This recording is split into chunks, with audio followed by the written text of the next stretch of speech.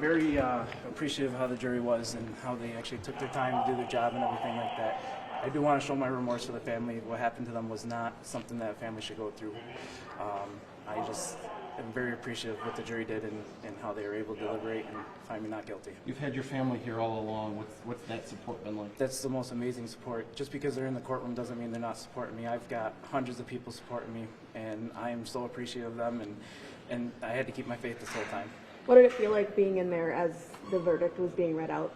Well, as you can see, it was a very emotional part of my life, and I just want to get past it now. What's next for you?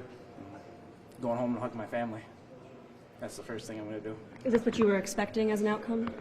There was no expectation out of this. It was up to them, and I can't see what's in their minds. How have you gotten through this? Supporting my family, that's it.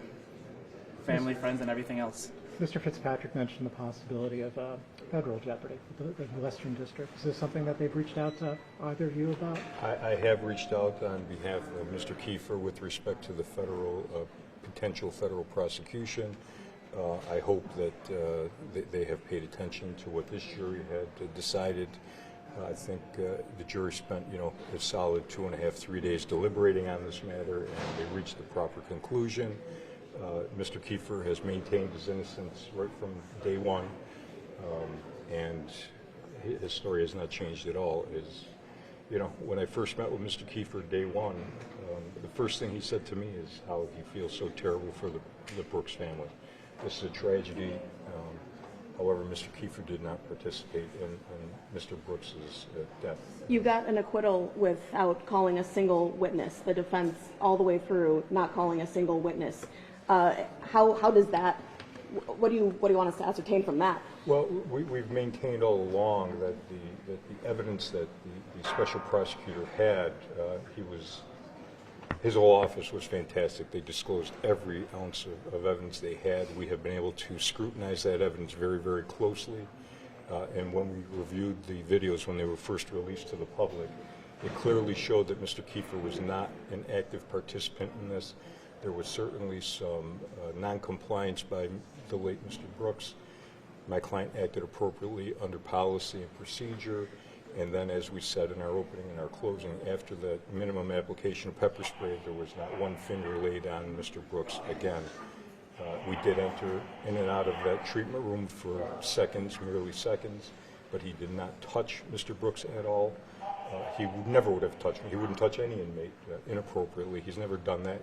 Everybody has heard the testimony loud and clear of the sergeant, Glenn Trombley, who said in the 10 years that he has worked with Mr. Kieffer, he has never seen Mr. Kieffer get angry, and if there was any application of pepper spray used, there had to be a good reason for it. And I think the jury found that out. Do you Mr. feel Kieffer, judged do you at have all by any the comment?